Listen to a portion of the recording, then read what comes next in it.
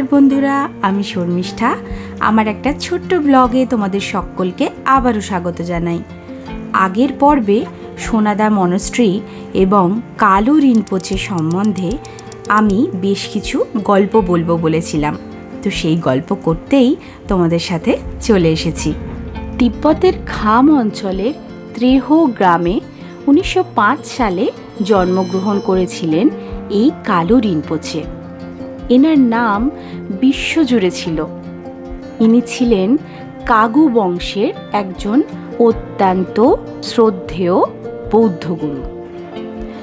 ছোটবেলা থেকেই তার মধ্যে এক গভীর আধ্যাত্মিক প্রবণতা দেখা যায়, যা তাকে তিব্বতের দুর্গম পাহাড়, বহু বছর ধরে কঠোর সাধনা ধ্যানের দিকে চালিত করে। বিভিন্ন মহাজ্ঞানী গুরুদের সান্নিধ্যে তিনি এসেছিলেন এবং বৌদ্ধ ধর্মের গভীর জ্ঞান ও সিদ্ধি লাভ করেন।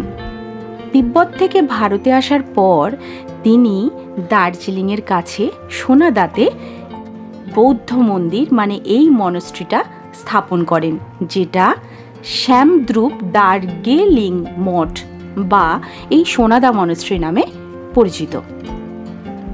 এটা বৌদ্ধ ধর্মের উচ্চতর শিক্ষা এবং ধ্যানের এক আন্তর্জাতিক কেন্দ্রে পরিণত হয়েছিল। 1989 সালের 10ই মে তার দেহাবসান হয় এবং তারপরেই ঘটে একটা অলৌকিক ঘটনা। বৌদ্ধ ধর্মে উচ্চ আধ্যাত্মিক সিদ্ধির প্রতীক থুকদাম এই অবস্থায় তার নশ্বর দেহটি আজও সোনাদা মঠেই প্রাকৃতিকভাবে মমিকৃত হয়ে সংরক্ষিত আছে। তার এই মমিকৃত দেহটি কেবল একটি স্মারক নয়, এটি তার অমর আধ্যাত্মিক উপস্থিতি এবং শিক্ষা জীবনের এক জীবন্ত প্রতীক, যা আজও দেশ বিদেশ থেকে আসা অসংখ্য ভক্ত ও পর্যটকদের মনে গভীর শ্রদ্ধা ও শান্তি জাগিয়ে তোলে। আমরা সোনাদা মনস্ট্রি থেকে কিন্তু এবার বেরিয়ে আসছি। এই যে ঘোরাচ্ছে যে জিনিসগুলো, এগুলো সবসময়ের জন্যেই ওরা প্রেয়ার করবার পর ঘুরিয়ে তারপরে সেখান থেকে বেরিয়ে যায়। এর গায়ে তো মন্ত্র লেখা থাকে এবং নিচে যে বলেছিলাম যে সামনের গেট দিয়ে আমরা কেন ঢুকিনি, ওখানে একটা বিয়ে চলছিল, তো সেটারই একটা অংশ এখানে তোমাদের সাথে শেয়ার করছি। বুদ্ধিস্ট বিয়ে বাড়ি হচ্ছে, আর এখানকার ছোট ছোট বাচ্চারাও না ওদের ট্র্যাডিশনাল ড্রেসটা পরে আছে। কি সুন্দর লাগছে দেখতে।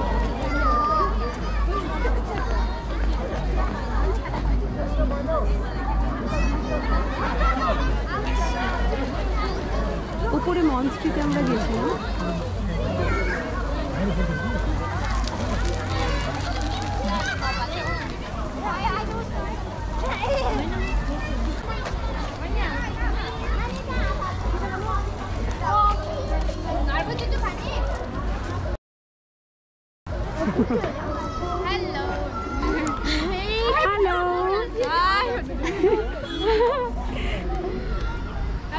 এখন আর বক বক করব না, তোমরা এই সোনাদা মনস্ট্রিটার সৌন্দর্য দেখতে থাকো, তার সাথে আকাশটাও, এত সুন্দর পরিবেশটা তোমরা উপভোগ করো।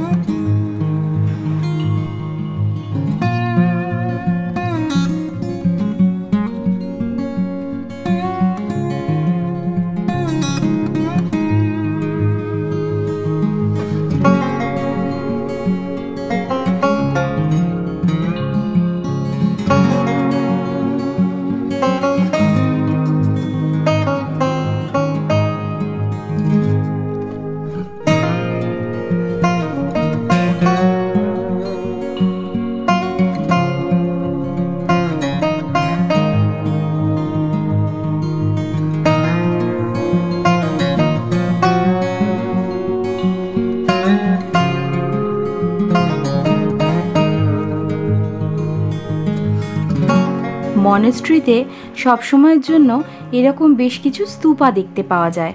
এখন এই স্তূপা সম্বন্ধেই একটু বলবে, আপনারা শুনে নিন। पद्मकुट स्तूपा, तो यहाँ पे बुद्धिस्ट लोगों का वो होता है, तो लोटस लीफ स्तूपा बोलता है इसको। ये जो एक वाला सिंगल है, सबका अलग अलग नाम है। अच्छा। अलग नाम को भी आप जूम कर दीजिए, अलग अलग नाम है। देखिए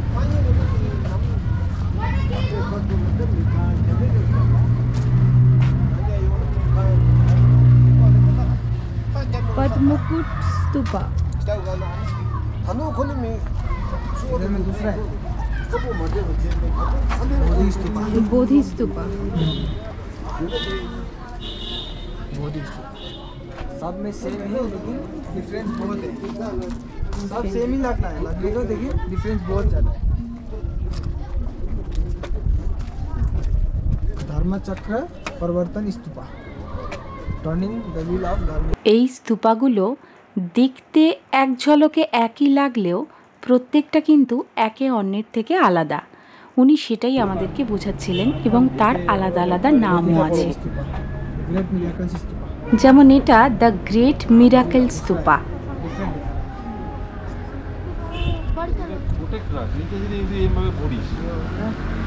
सेंट गॉड श्रीराम स्तूपा।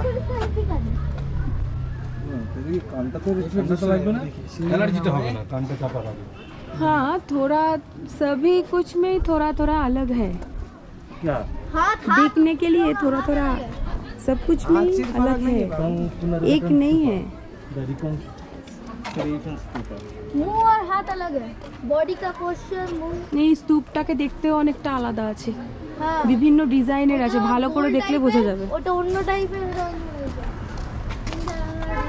ये देखिए the Vijay complete stupa. Victory stupa. এই তলাটা দেখ, কোনটা গোল, কোনটা এই জায়গাটা, হ্যাঁ এটা বক্স। তো কমপ্লিট ভিক্টোরি স্তূপা, বিজয় স্তূপা। कंप्लीट देखने के लिए आपको महापरिनिर्वाण स्तूपा।